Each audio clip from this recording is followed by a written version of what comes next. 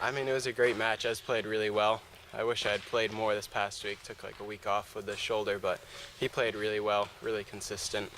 But it was a good match for sure. Yeah, no, it was a lot of fun. It was just a great matchup. I haven't had a lot of really competitive matchups. It was fun to be inside too. It's always easier in here to just get some good shots. Well, the big thing for me was just consistency.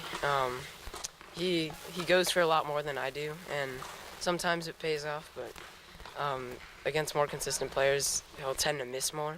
So my goal is pretty much just to keep it in. But he did have some nice shots, definitely. The inside-out forehand where he brings it down the line, that's a good shot that he has. But yeah, consistency was the big thing. It was nice to have all of them and have the entire team, like my entire team was just sitting along the side. That was nice. And yeah, it just added all the support that. And when we talked last week, you and Abe both kind of said the same thing, that it was kind of cool to get such a top-flight tune-up against one another right before you go into state singles. Yeah, it's definitely good. I don't want to go in playing like a really easy match because this is going to be more realistic to my first round match, which is going to be tough. And same with him. So yeah, it was definitely great to just like he has good power, so it's good to learn how to deal with that coming into the state. So it's been great to watch Ezra all year. He's been able to really come off the ground really strong. His ground game is one of his biggest strengths, and it really shone through today. So I'm really proud of him just in his performance and how he's been doing all season long. So it's been great to watch Ezra all year. He's been able to really come off the ground really strong. His ground game is one of his biggest strengths, and it really shone through today. So I'm really proud of him just in his performance and how he's been doing all season long. How do you think? Obviously, a freshman going into the state singles tournament. I mean, that's a daunting task. But obviously, he's really capable and confident in his abilities. Absolutely. What do you think? How do you see things shaking out for him, maybe in the state tournament? Sure. So he's got a bit of a tough draw with he was going to be meeting the 1 seed. So that's going to be a tough one. We did face that same player, Nick Forrester, at the beginning of the season in a prelim. Is basically preseason game, and while it was closer than what the score led on to be, it was a challenge for sure. But that was again at the start of the season, and he's already progressed quite a bit and started to find some grooves getting into the season this year. So I'm hopeful he can push him.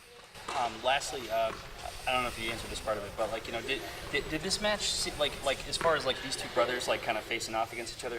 Did it seem any different? I mean, it seemed like there were more people here than a typical match. So that was kind of cool. Like all the Camden kids were kind of sitting right here courtside watching the match and things like that. I mean, did you did it feel any different, or did it just kind of feel like business as usual? Yeah, I think it was one of those things where we've kind of seen it coming up, and it was interesting because we knew that they're both very good, talented players, but we haven't seen them. Heads up, ball coming, and we haven't seen them play each other. So it was great to be able to kind of finally see what happens when you put these two against each other, and it was great. I think. I think Ezra stayed pretty calm throughout, and I think that gave him a bit of an edge.